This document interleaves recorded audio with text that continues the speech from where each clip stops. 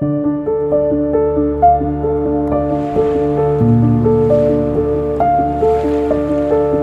sebuah samudera luas, hiduplah ombak-ombak kecil yang berlarian ke tepi pantai. Mereka tumbuh, menari, lalu pecah menjadi buih putih. Setiap kali pecah, mereka lahir kembali, membentuk ombak baru yang tak pernah lelah. Di antara ombak-ombak itu, ada satu ombak yang berbeda. Ia tidak puas hanya datang dan pergi. Ia merasa hidupnya terlalu singkat, bangkit, berlari, lalu hilang dalam sekejap.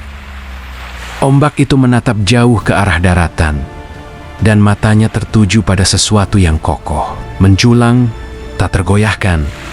Sebuah gunung yang berdiri gagah di balik garis pantai. Lihatlah gunung itu.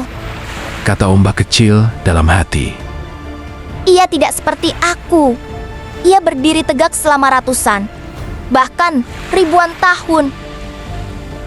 Sementara aku hanya buih yang lenyap dalam sekejap. Seandainya aku bisa menjadi gunung, mungkin hidupku akan lebih bermakna.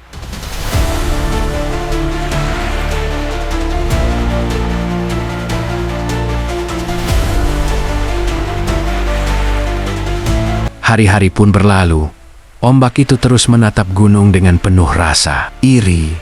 Ia mulai mengeluh kepada samudra yang melahirkannya. Samudra, mengapa kau hanya membuatku jadi ombak? Mengapa tidak kau bentuk aku menjadi gunung yang abadi? Samudra tersenyum bijak, seolah sudah paham keresahan anaknya. Anakku, Kata samudra. setiap ciptaan punya perannya. Kau adalah ombak dan gunung adalah gunung. Kau bergerak, ia diam. Kau bernyanyi, ia hening. Dunia butuh keduanya. Tapi ombak kecil itu tidak puas dengan jawaban itu. Samudra, kau tidak mengerti. Aku ingin jadi sesuatu yang lebih besar. Aku ingin orang-orang mengingatku, bukan hanya merasakan sentuhanku, lalu melupakanku. Aku ingin abadi seperti gunung. Samudra hanya tersenyum lagi. Nanti kau akan mengerti.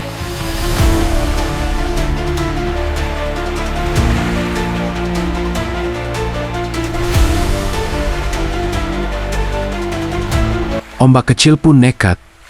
Ia mulai menahan dirinya, berusaha tidak pecah di tepi pantai.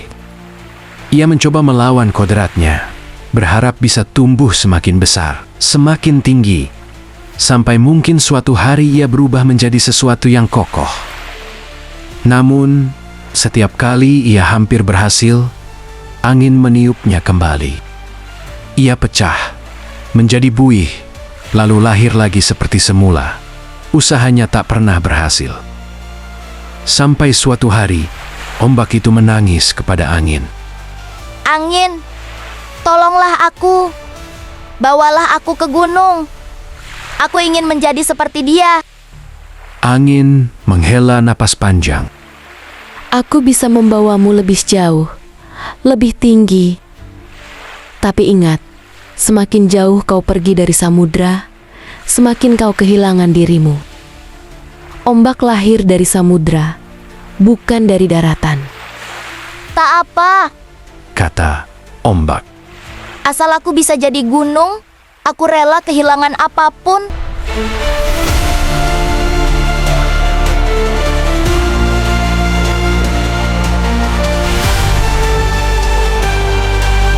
Maka angin pun meniup ombak itu dengan keras. Ia melambung lebih tinggi dari ombak-ombak lain, terlempar ke udara, lalu jatuh ke arah pantai. Untuk sesaat, ombak itu merasa dirinya luar biasa, tinggi, gagah, berbeda dari yang lain.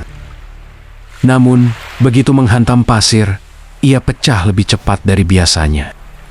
Hilang lebih cepat pula. Ombak itu menjerit dalam kesakitan. Aku gagal. Aku bahkan tak bisa bertahan seperti biasa. Angin berkata lirih.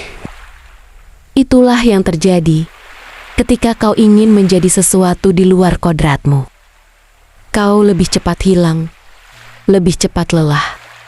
Kau lupa, keindahanmu ada pada gerak, bukan pada diam.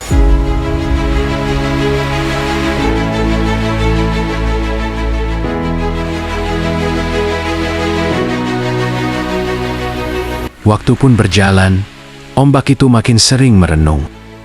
Ia mulai memperhatikan hal-hal kecil yang selama ini terabaikan. Ia melihat anak-anak bermain di pantai, berlari mengejar buihnya dengan tawa riang. Ia melihat para nelayan menunggu ombak tenang sebelum berlayar. Ia melihat burung-burung camar menari di atas tubuhnya. Ia sadar, meski hidupnya sebentar, ia ternyata membawa makna bagi banyak makhluk lain. Satu hari, ombak itu kembali menatap gunung. Gunung, Katanya, lirih. aku iri padamu. Kau begitu kuat dan kokoh, sementara aku hanya sebentar, lalu hilang. Tidakkah kau lelah berdiri diam sepanjang waktu? Gunung menjawab dengan suara dalam dan berat, seolah keluar dari perut bumi. Ombak kecil, aku sering iri padamu. Kau bebas bergerak, menari, berlari sejauh angin membawamu.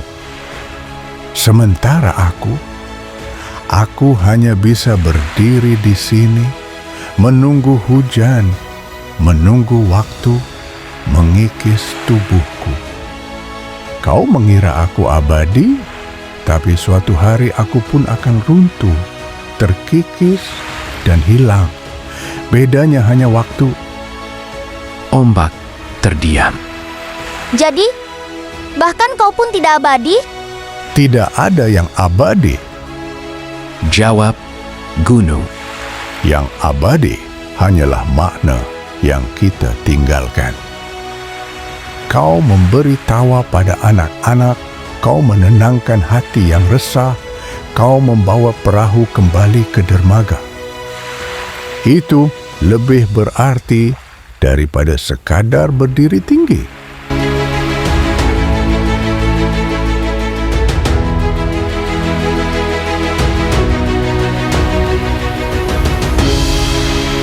Sejak hari itu, ombak kecil berhenti mengeluh. Ia tidak lagi ingin menjadi gunung. Ia menerima dirinya sebagai ombak, lahir, berlari, pecah, lalu kembali lagi. Ia menemukan kebahagiaan dalam siklus sederhana itu. Ia sadar, hidup tidak harus panjang untuk berarti. Bahkan yang sebentar pun bisa meninggalkan jejak di hati orang lain. Dan samudra, yang sejak awal hanya tersenyum, akhirnya berkata, Sekarang kau mengerti anakku, abadi bukan soal bentuk, abadi adalah tentang makna.